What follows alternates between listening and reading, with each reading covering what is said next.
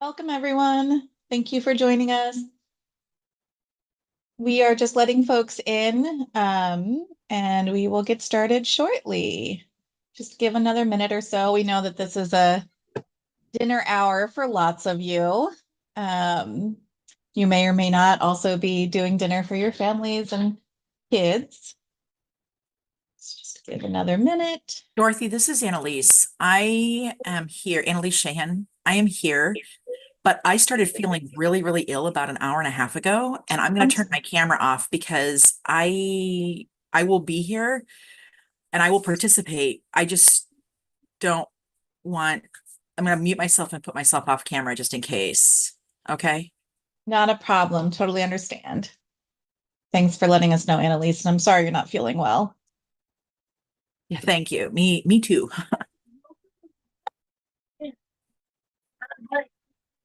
What are they? Righty. Just gonna give another minute.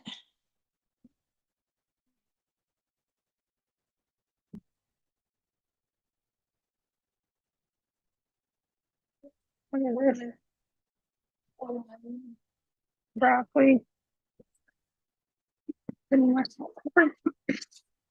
Tastes like the sausage.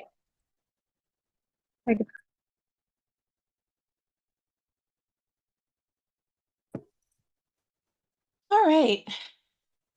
Chris, so you think we're ready to get going? I know that you started the live stream. Yes, thank you so much for those attending. I just want to say a reminder for those of you that have applied and were accepted to the Rulemaking Advisory Committee. Those are the folks that will receive reimbursement for being here tonight and will be taking attendance according to a Rulemaking Advisory Committee list. If you are not on the official Rulemaking Advisory Committee and you are attending via Zoom, we usually have public access via our DELC YouTube channel, so I could put that in the chat. You are more than welcome to enter your comments in the chat, but you won't be reimbursed for being here tonight as you aren't an official member of the Rulemaking Advisory Committee, but we do welcome your public comment. Just wanted to make that announcement before we get started because we know that there are some folks here that aren't on the official Rulemaking Advisory Committee list. And I'll hand it back over to you, Dorothy. Thanks, Chris. All right, well, welcome again. My name is Dorothy Spence. I'm the Child Care Assistance Program Manager, and I'm going to be presenting part of this evening's information for the Rule Advisory Council. If you want to go ahead to the next slide, Chris, and we'll start with our agenda. So for this evening, we're going to start with welcome and attendance, review of the group norms, review of our purpose and scope for the Rules Advisory Council. We'll review the draft rule language, and then we'll have closing comments and, of course, appreciation for you all being here this evening. Go ahead to the next. All right, so let's start with our group norms, and I'm just going to read them and then just give a minute to make sure folks who are reading them on their own can also read them. So we're going to bring an equity-driven perspective and approach as we review the rules presented this evening. We'll center children, families, and early learning professionals. We'll stay curious and welcome other points of view. Seek first to understand and then seek to be understood. We'll stay present. Be impeccable and respectful with your words. Be aware of the power and privilege within this group, and we promise to start and stop on time. We value every bit of everyone's time that's here this evening and want to be respectful of that. So I'll just give a second and let folks just review this on their own, see if there's any questions.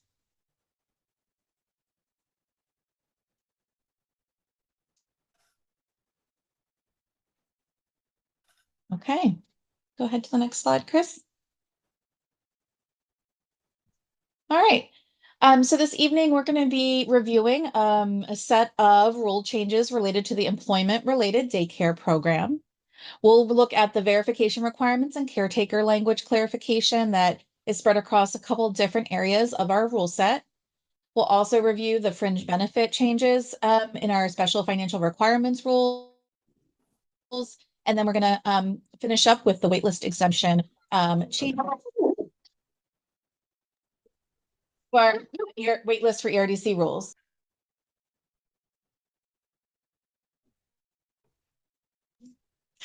Because we all have families and things going on. Sorry about that all.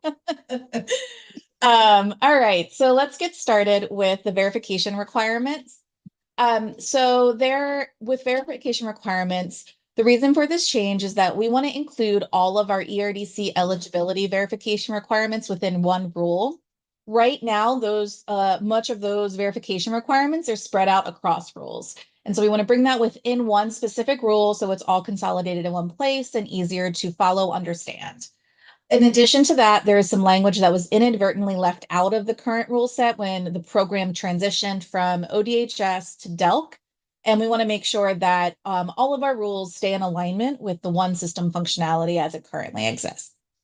So as you can see, there are 4 different areas that are noted here that the rule changes are applying to. The first one that you see highlighted under rule changes, the verification of medical documentation, that rule number 414-175-0024 is now going to be called the verification requirements, and we'll have all the verification requirements within that rule. So all the other changes that you see underneath of that, everything's kind of getting moved up into that 414-175-0024. The impact of this change, the change clarifies current policies. We don't anticipate this to have any service delivery impacts or fiscal impacts for the agency, families, or providers, because again, this is these are changes that already are in alignment with system functionality. It's already what we're doing. We're really moving things around so that we have some more clarity within our rule set. Before we move on to the next one, are there any questions regarding this change? And I should mention that Chris will actually go through the specific rule language after we're done with this section. So just wanted to mention that before I move forward as well. Okay, and I welcome folks to also put questions in the chat if they don't feel comfortable unmuting. All right, next slide. Okay, so this change relates to caretaker language. The reason for the change is we're clarifying language from individual to be whatever the more specific title that is applicable within that rule set. We also are clarifying that the department cannot act on changes reported by an individual outside of the filing group. Essentially, this means that someone can't call up and say like, oh, we actually know this person, like this person's situation changed and we're asking you to update their ERDC case. We're not going to allow just any third party to call up and impact someone else's benefits and case, essentially is what that means. There are 4 different parts of the rule that we're changing. We're removing the word individual, and then we're substituting whatever the applicable title is, whether that's caretaker, applicant, or child. This is going to happen within the definitions, reporting changes, reapplication, and effective dates within our rule set. And again, we're just really clarifying our current policies. It doesn't have any impact to service delivery and no fiscal impacts for the agency, families, or providers. We're really just trying to streamline some of our language, do some cleanup, make sure that it's clearer and aligns with our system functionality. Just take a moment. I don't see any questions in the chat. Oh, stop My sharing. apologies, Dorothy. I actually need to stop share screen so that I can enable the interpretation channel. Absolutely. We'll just take a second.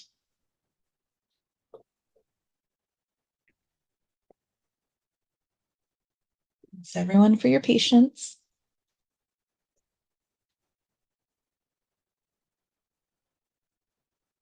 My apologies. If you need language interpretation, you now have the option to join the Spanish interpretation room. I'm sorry that we didn't have that option beforehand. Chris, for setting that up for us. Okay. You want to go ahead and move forward to the next?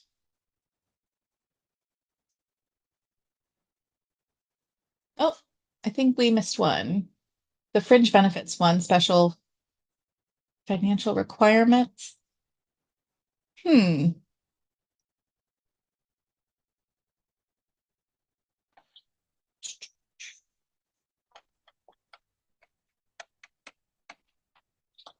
Sorry about this, folks. It looks like we are missing a slide on the financial requirements piece of this, which I know is important to share. So just give us a second.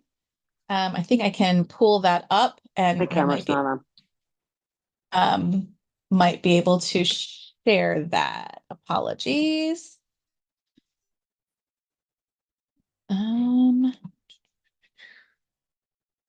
Sorry, folks. Looking for the link. Okay.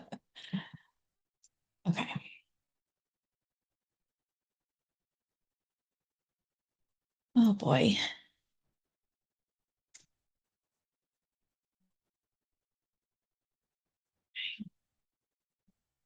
I think I have the slide, Chris.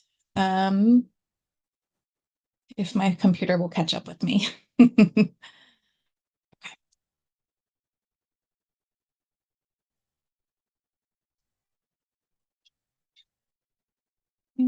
That's it.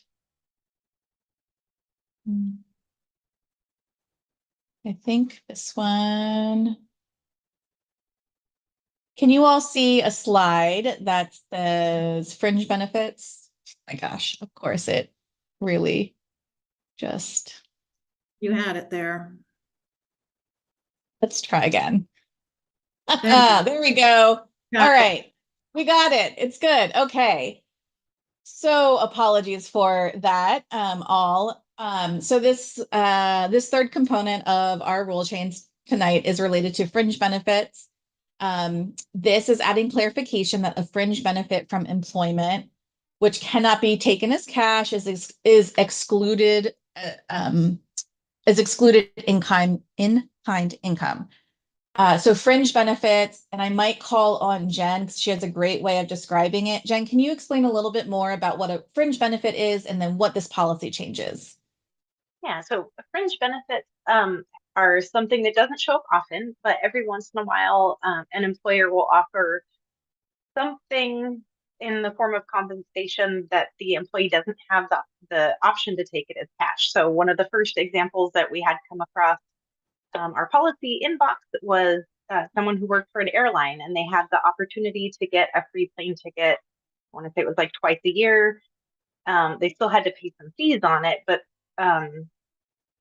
they didn't have to take it, and they didn't have the option of getting this as cash. So it was just an optional benefit that they had. Sometimes fringe benefits do show up on pay stubs. So a common one, probably more common than the airplane ticket, would be things like if you have a domestic partner that you're having them covered by medical insurance, then the premiums will show up on your pay stub, depending on how the employers do it.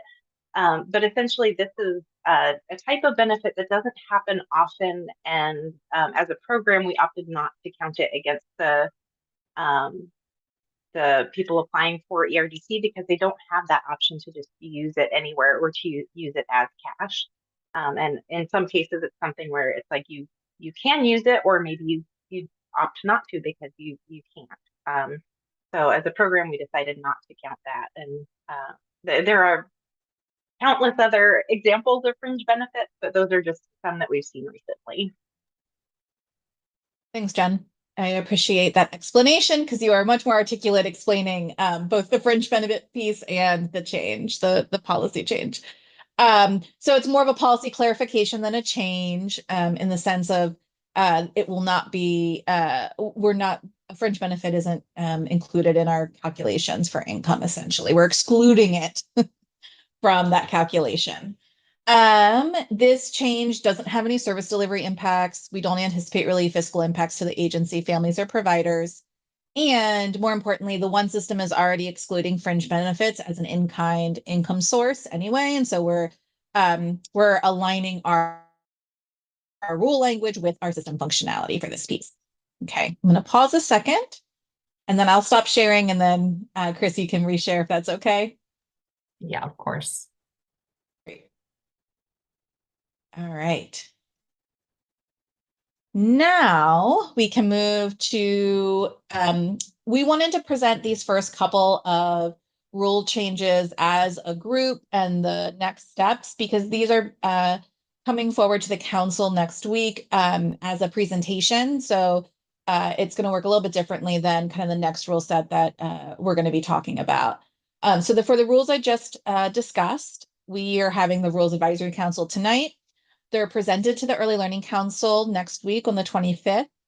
There will be an additional public hearing on the rules October 16th, and the public comment period ends October 31st.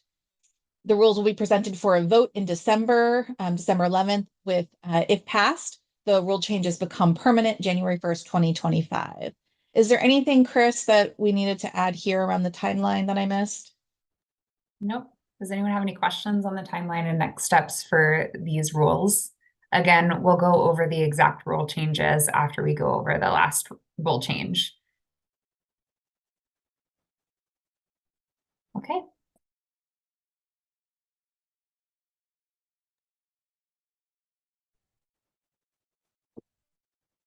The next rule change will focus on the employment-related daycare program rule set, but actually has implications for the Baby Promise program. And to give us a reason why the context for why we are pursuing this rule change, we have our Baby Promise program manager to talk a little bit about the Baby Promise enrollment cliff and what's going on with the program before we go into the rule change.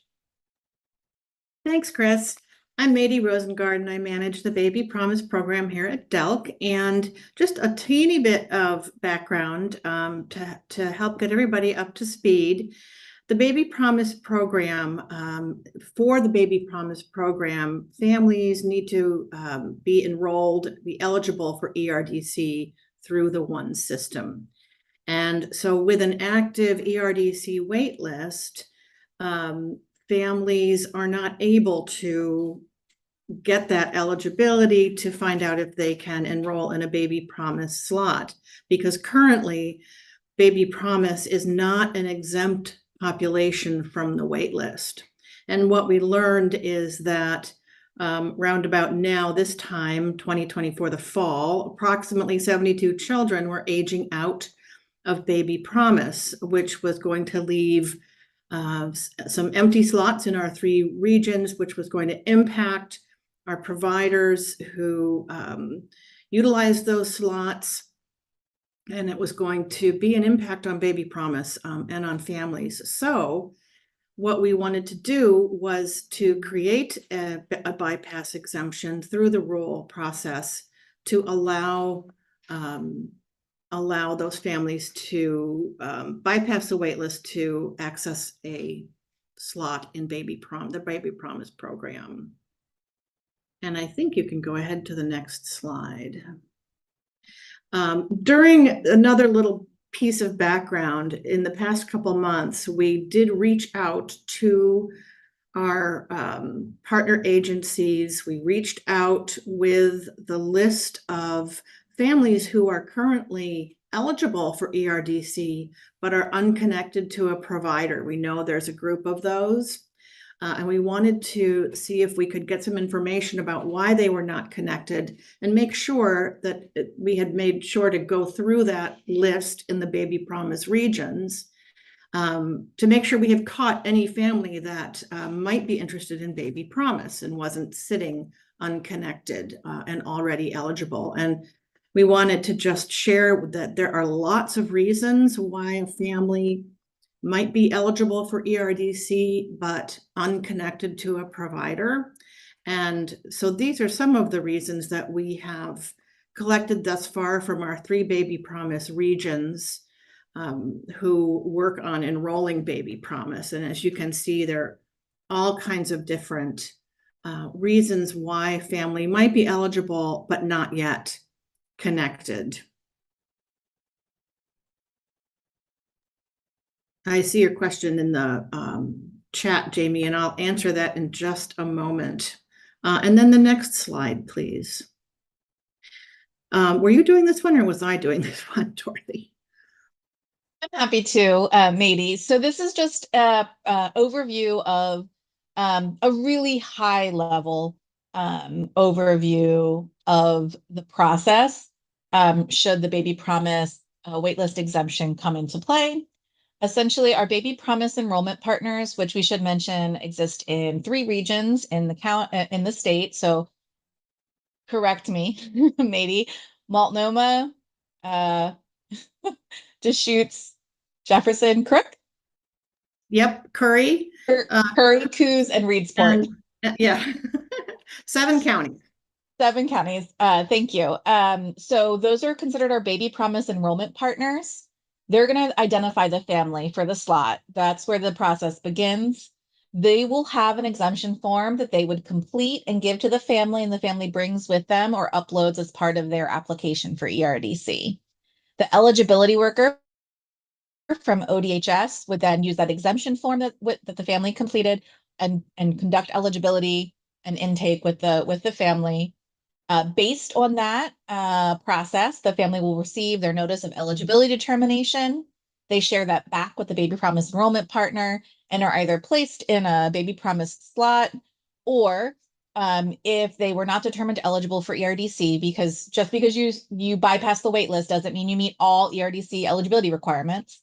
If that were the case, that baby promise partner couldn't enroll them in baby promise, but might put them on their regional wait list in case something would change with their situation.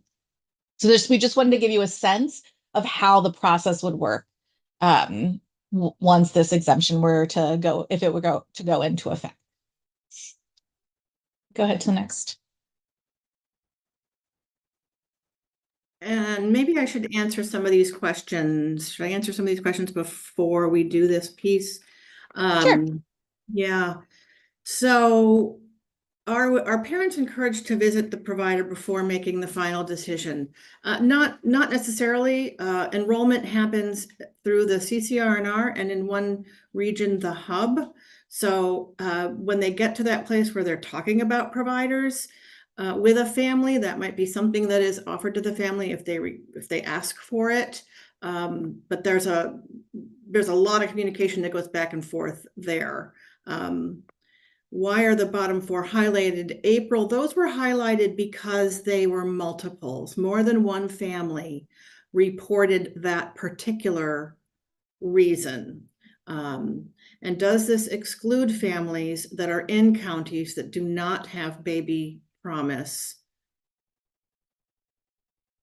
If they live in counties that do not have baby promise, they won't be able to participate. And right now we are only in the 3 regions of Oregon. And when we get some more funding, we'll hopefully be able to expand. That's one thing I just might want to clarify for folks is this is one type of exemption for bypassing the ERDC waitlist. And so if you have to live in these regions in order for this particular bypass to apply, essentially.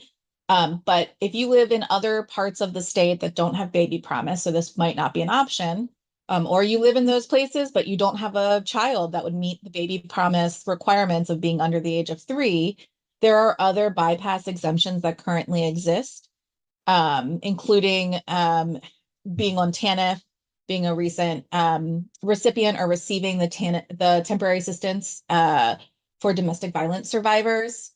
We also have another contracted slot program with Head Start that exists in a couple different places in the state as well. Or if you've recently been on ERDC, your case closed and you're reapplying within 2 months after that point, those are other exemption reasons that you might meet in order to be exempt from the wait list. So I just wanted to clarify that this is really just one exemption.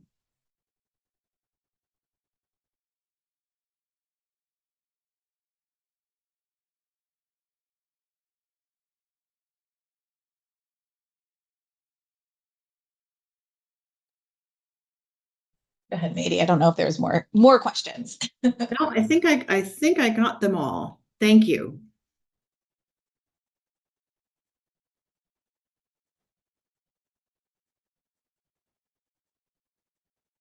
All right. So, Are you taking comments now, or do you want us to wait till later? We can take comments now on the content. We will be going over through the exact rule language, but if you have comments now on the rule change itself and the impacts that have been talked through, we can take those as well. All right, thank you. I guess I just, before we move on from this, I work at a CCR&R, and in our county, we don't have baby promise. The only thing that I'm sort of having a little bit of trouble processing is when I think about the childcare providers that have opened recently that have unfilled infant toddler spaces. I just sort of envision them saying that this doesn't feel fair to them, basically. So I just want to put that out there. Thank you. That's a really important comment. I also want to echo, because I did put this in the chat, there are some limitations on where the Baby Promise program is functioning statewide, because when we received statutory authority to actually put the program into place, the legislature only authorized the agency to use a certain amount of funding within the particular regions. And at that time, it was called a pilot. Because we've been functioning since March of 2020, it is now beyond a pilot and is actually a functioning program. And currently, the program does not operate with general fund funds. It actually operates with federal funding from the Child Care Development Fund monies. And as part of those monies that we receive from the federal government, 9% of those funds actually have to be specifically spent on infant and toddler care. So because of that limitation for direct services and for funds to be spent on infant and toddler services and or care, that's actually how we fund and meet that requirement of CCDF funds, by operating the Baby Promise program with the funding that we have available as an agency. So I know it doesn't answer or speak to a lot of the different concerns, but there are certain funding limitations that we have on the back end as an agency of why this program operates in the specific way. And sorry, I do see that someone else had their hand up. Go ahead, Annalise. Yeah, I just wanted to echo off of Alex's comment that it's not just new programs that are struggling to fill infant toddler slots. Across the state, with the exception of a handful of counties on Eastern Oregon, our union is receiving reports from across the state, Lane County for sure, Washington County, Multnomah County, Clackamas County. I mean, almost every county except for Eastern Oregon, counties that their infant toddler spots are empty, their infant toddler rooms. We're getting comments from programs like one in Lane County where they have potential capacity for 103 children. They have, this is a center, right? 2 infant and toddler rooms. Only one of them is up and running, despite the fact that there are staff. Because there just are, I mean, with the ERDC waitlist, there just are no kids. And so it's long-term programs, providers that have been in the business for a long time.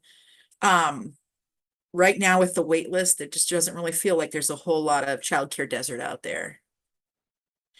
And I did put a comment in the chat. I think it's important that we raise these issues up, because if your program is devoted to infants and toddlers, you do serve infants and toddlers. And I understand the segregated funds, and I understand what Chris just said. However, the optics just prove that here in Oregon, our ERDC childcare voucher contract slot system is pretty broken.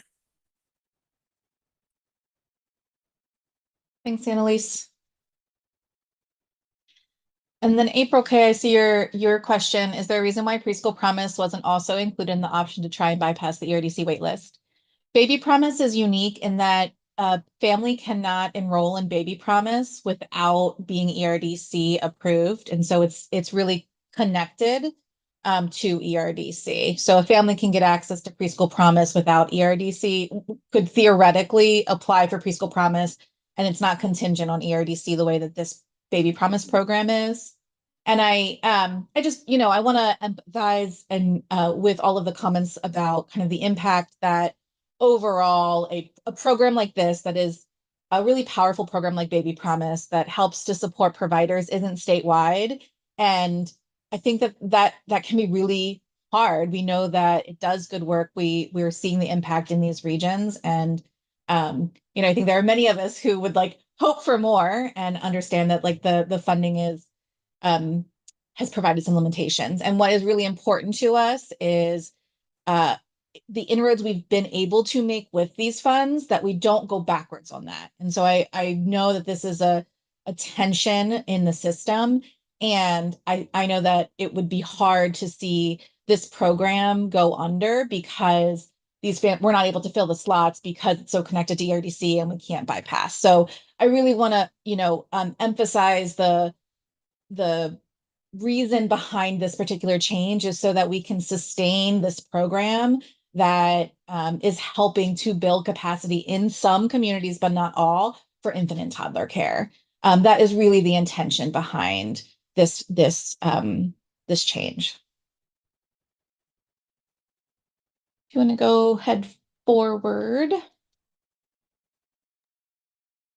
All right, so next steps and timeline for this particular rule, because we are actually pursuing a temporary rule change for this exemption, the timeline differs a little bit from the rest And of. Chris, I think you wanted to share a little bit about the timeline because this is a little. Hello? I think I maybe am frozen. I don't know. Dorothy, can you hear me? I can hear you. Can you hear me? I can hear you Yes. both. Okay. Think you're okay. I just wanted to say that because this is a temporary rule change, you'll notice that the timeline is a little bit different than the next steps and timeline that Dorothy went over for the additional rule set. Just wanted to call out that this rule will also be previewed at the September 25th Early Learning Council, but they will actually be voting on a temporary rule change on September 25th. So it can go into effect on October 16th, but then it will be considered for a permanent rule change again when the Early Learning Council sees the presentation on December 11th for it to be permanently effective on January 1st of 2025. And we are going to revisit the timeline just because I know this is a lot of information after we review the actual rule language. So now I'm going to pull up what the rule language looks like so we can go through the actual rule language for each one of those rules.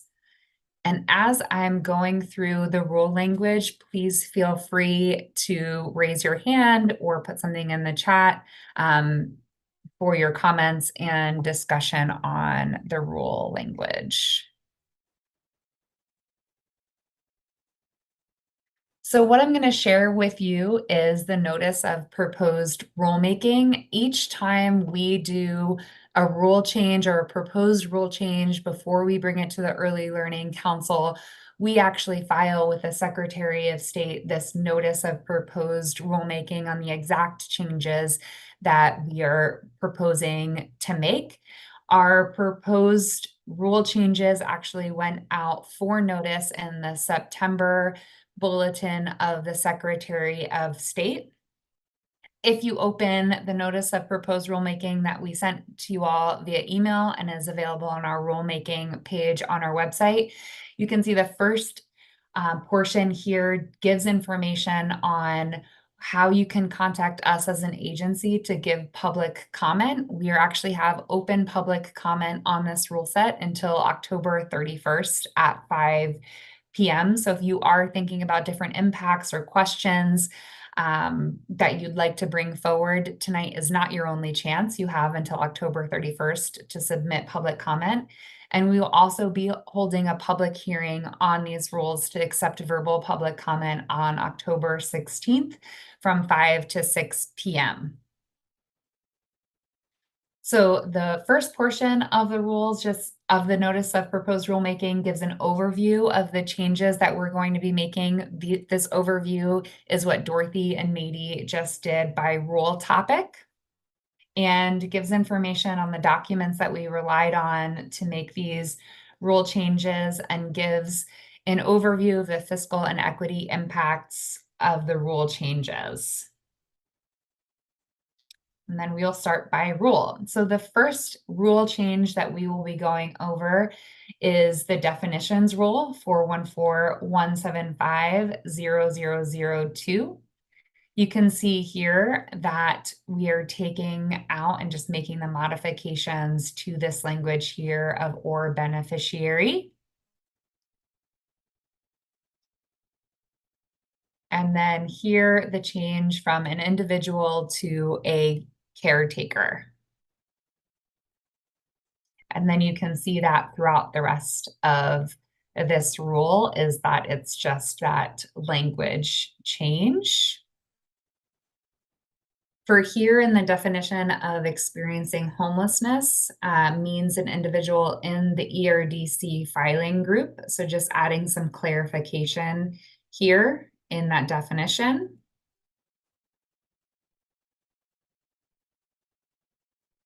And then for the definition of in-kind income, taking out and adding the fringe benefits here. As we move through, you can see individual then is moved to caretaker, and these changes in language. In 37, individual is changed to child.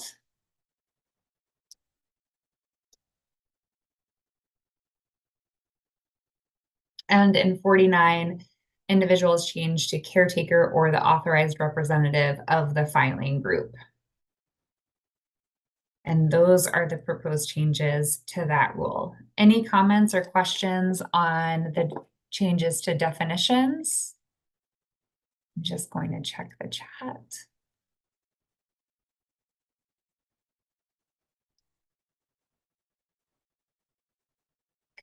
I think these aren't on specific to this rule, so I'll follow up on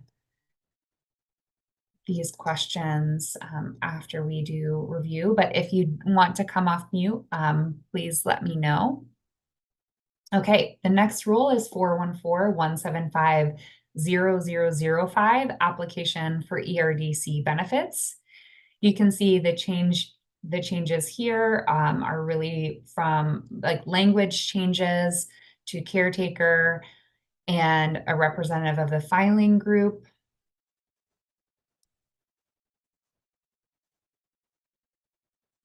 Again, this is just a change to the representative of the filing group.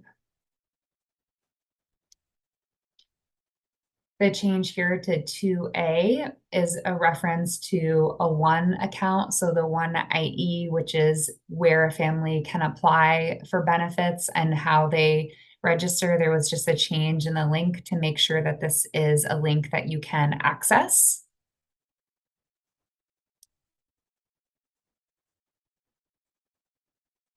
This change is just a change to the childcare waitlist so that the language is uniform about how we were talking about the waitlist. And in a filing group, changing this language to be more clear on the required verification in accordance with a rule. And then there are no other changes to that rule. Any questions or comments on those changes? Okay, we'll move on. Next one. So now we're moving on to 414-175-0010, waitlist for ERDC. You can see here, the only change here is for 2B. The following applicants are subject to placement on the childcare waitlist, and new applicants will be placed on the childcare waitlist for ERDC unless any member of the ERDC filing group meets at least one exemption listed in the following paragraphs. And you can see this baby promise exemption is added to B, to be determined eligible for and being placed in a current opening in a Head Start program contracted slot, or an early Head Start childcare partnership contracted slot, or a Baby Promise program contracted slot. There are no other changes to this rule, but I do see there are some comments, and Dorothy said she will answer this question. So Dorothy, I'm going to pivot over to you. Thanks, Chris. And just in case folks can't see the chat, the question is there absolutely no way of getting another subset of infant toddler families to fall under a similar waitlist exemption like the Baby Promise families? So that's a great question. And I understand kind of the what I'm sensing behind the question is, how do we prioritize infants and toddlers for care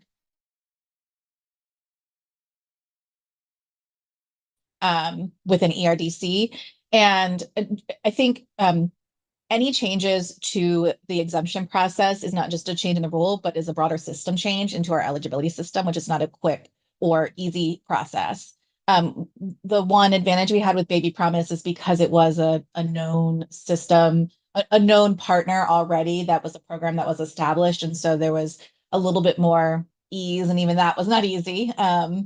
It took about a year just to get to the place of where we are presenting this rule right now. So I don't want to say that there's absolutely no way, and I don't want it to seem like it's something that could be done overnight or would be an easy thing to do in any way.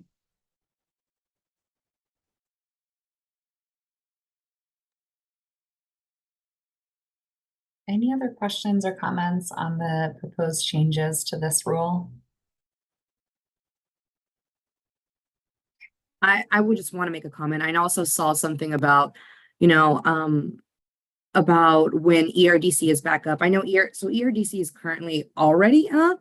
And another part where Baby Promise is really different from Preschool Promise or just being a straight ERDC provider is you sign a contract with your local subcontractor to say, hey, I have 10 slots, but of the 10 slots, 3 are going to be strictly Baby Promise. So you are not filling those spots, and you're basically holding out, waiting to serve these Baby Promise families who are many times really just in our areas. We are a childcare desert in the South Coast, Coos Curry, really have no provider. So in order to find a place that you feel safe and can have that quality care, they're very few and far between.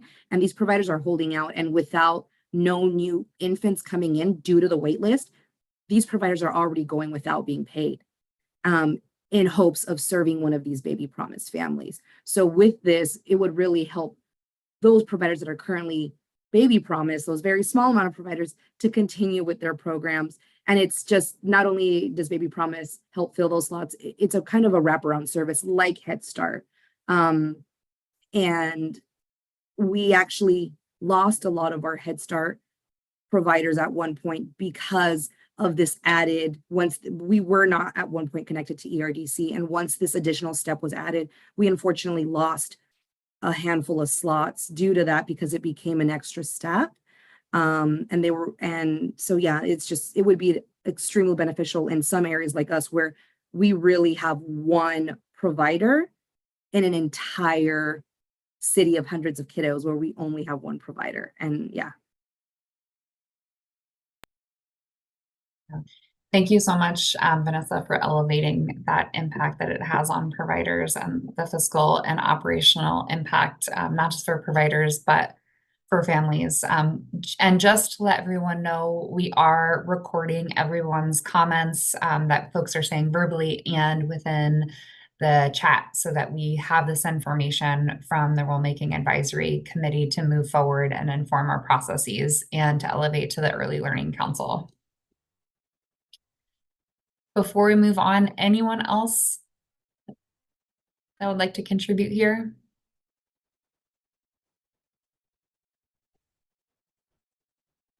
Okay, I will move to the next rule and those changes. So the next rule that there are proposed changes for are 414-175-0024. Again, these are really just verification requirements and the clarity in language here. So For number one, the changes methods of verifying information include the following, and providing a lot more clarity around what electronic verification is required. So information available and provided to the department. Looks like there is a typo here, so we will actually have to address that moving forward. By worker-initiated verification through system access, electronic verification is the preferred method when information is available. Self-attestation, information provided orally or in writing by or on behalf of an individual. Self-attestation is only accepted where indicated below and no other method is required.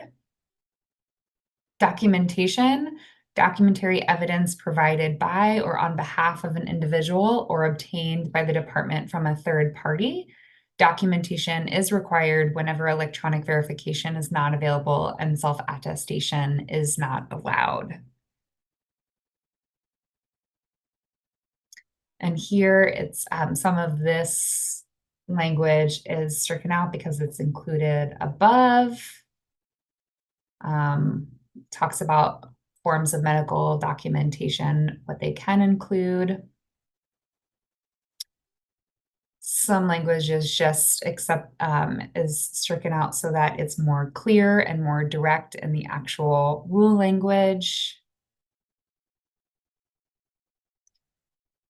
And then in number 3, just talking about the following information must be verified at initial application, recertification, and whenever eligibility for benefits become questionable, as outlined in 4. So this just gives all of the components that are required for verification. Again, this is not a change in practice, just being very clear on what is required and outlining this in rule.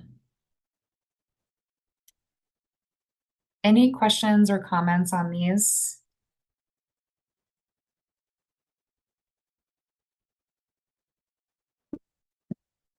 Okay.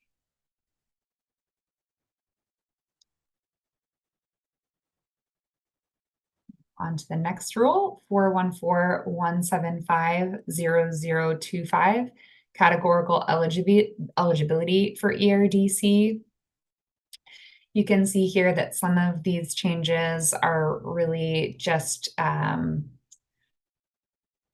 changes for clarity of language or capitalization for the actual titles of what these programs are or for the start of a sentence. And then here is just striking out some language and being more clear and referring to immunization requirements in accordance with the rule that we just went over, so that all of that information is in one place for families, so they have that and know what information is required to be verified when they're doing eligibility for ERDC benefits. Any questions or comments on these rule changes? Okay, to the next one. 414-175-0035, specific financial requirements. This one is a very long rule, but again, it's mostly just on language here. You can see on this first page, there's actually no changes in the language that are proposed. Same thing for the second page, we're keeping that language the same. All of this language is proposed to be left unchanged. You can see here in 21 earned income is where the fringe benefits is added. And this says fringe benefits received from an employer that the employee does not have the option to take as cash are excluded.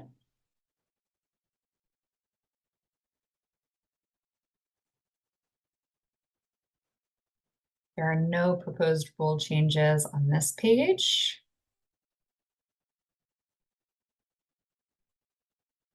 Or this one.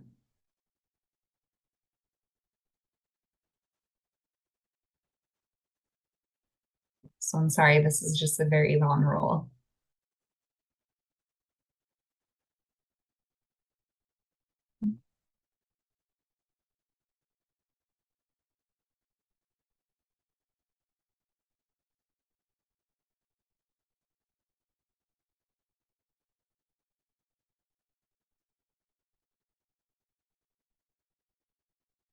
And we're required and want to show you the entire rule, even if we are making only one change to one section. So you can see none of this other language within the rule is being changed.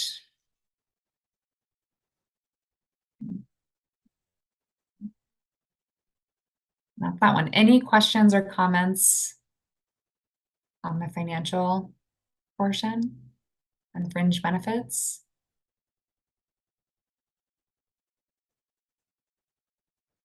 Okay. The next one is 414-175-0060, reporting changes. Again, here, these are just changes in the language from individual to caretaker.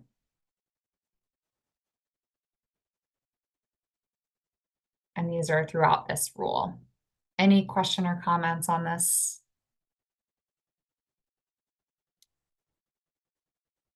Okay, I'll move on to the next one. 414-175-0065, reapplication for ERDC. Again, here, this is just language changes from individual to applicant. You can see here, here, here, and then this, we're adding language that points to the verification requirements in the verification requirements rule, just so that if people are reading this rule, they know exactly where to go to reference those verification requirements. Any questions or comments on this rule and these proposed changes? I just have a clarifying question. In this section, you also reference the ODHS. So I'm not sure, in a nutshell, if you can clarify, because when we've changed the names of all of our trainings to ERDC and not ODHS Part 1, Part 2 orientation, the role of the ODHS is still to qualify families that a need exists. And then once they've determined that the need exists for ERDC, then they're transferred under the DELC processing umbrella. Yep, go Sort of. ahead. Yeah. So ODHS is still responsible for determining eligibility for families. So a family still has to can apply online through the one system or go into a local office to apply. And all of that eligibility work, all the communications related to that family's benefits, whether that's with ERDC or other benefits that may be on their case, that is all done through ODHS.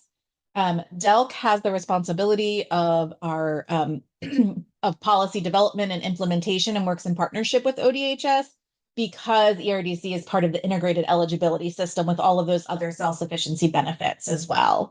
Does that help answer your question? Okay. Thank you for the question, and thank you, Dorothy, for taking that one. All right, we are almost there. All right, the last rule, I think it's the last one, is 414-175-0070, effective dates. Here you can see this rule change is just pointing to the verification requirements rule again, so people can easily find where that is in the rule set and they're not having to search for it. These are just those rule references for ease of use. And then a language change here upon the death of an individual, just so that we are in alignment in the types of rule language that we're using with other rule language when referencing a topic like this that is more sensitive. And then here in number 8, just changing the ordering of the language for clarity, but not actually changing the meaning here. Any questions or comments on this?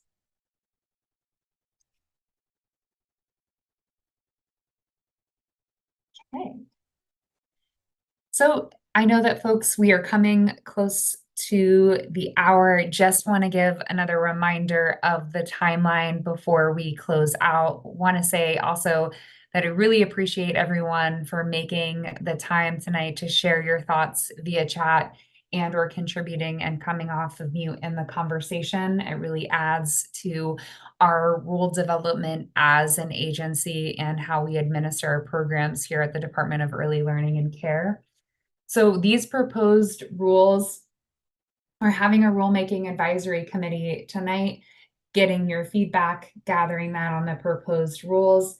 We are going to present all of these rules to the Early Learning Council on September 25th of 2024. So next Wednesday, if you'd like to register to give public comment at the Early Learning Council meeting, you can be in contact with us as an agency and we can get you signed up to do that if you would like to speak before the Early Learning Council. The particular rule on the waitlist bypass for the Baby Promise contracted slots will actually be up for vote as a temporary rule change. And that, if voted on and passed by the Early Learning Council, will go into effect on October 16th of 2024. We also have another opportunity to give verbal public comment on all of these proposed rule changes on October 16th of 2024 at 5 p.m. Because that will be a public hearing, we aren't able to engage in a conversation like we did this evening. It will just be a chance for folks to come and give verbal comment, but we won't be able to have this type of exchange if you do attend on October 16th. And then the public comment period on this entire rule set will be open until October 31st of 2024 at 5 p.m. So if you don't want to give verbal comment at the Early Learning Council meeting or at the public hearing, we welcome you to send in via email any written comments that you would like to have. I know sometimes it takes time to think about information that you were presented and you'd like to put those thoughts on paper. So really welcome that as well. And then the Early Learning Council will receive the proposed rule changes for permanent vote, and they will vote on them on December 11th. So there's also another opportunity for folks to see that presentation and to give public comment to the Early Learning Council at that Early Learning Council meeting. And then if the Early Learning Council votes and passes these rule changes will all be permanently effective on January 1st of 2025.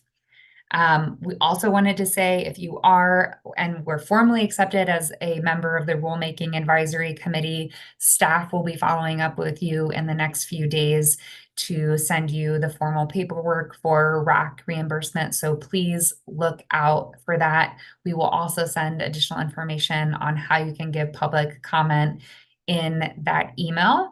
But before we close, I wanted to give space for any closing thoughts or comments from either members of the RAC or from state staff. Just wanted to say thank you again to everyone for your participation tonight and your thoughtful questions and clarifications. I think that being able to talk through all of this with you all and hear your comments just makes our policy stronger, and just am very grateful for the time that you gave us tonight. I would echo that. Thank you very much.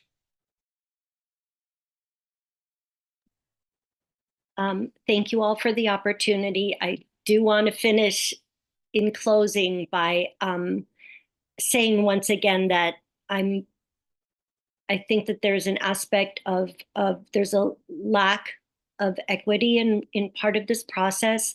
I would love to see the numbers. I wonder whether we've really pursued every avenue. And when I say the numbers, I'm wondering whether comparisons could be made between the number of baby promise slots and the actual number of infants and toddlers on the ERDC waiting list. I'm assuming you have all the data.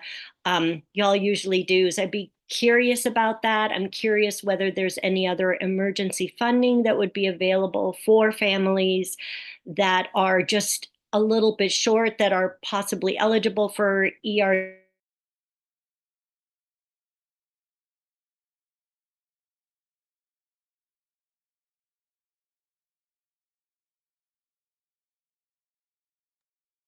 Alexi, I think you froze.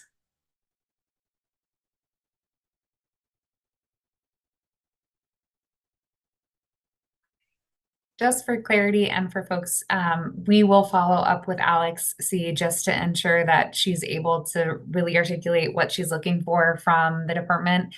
So we can get that from you and from her. Does anyone else have anything to say before we close out tonight?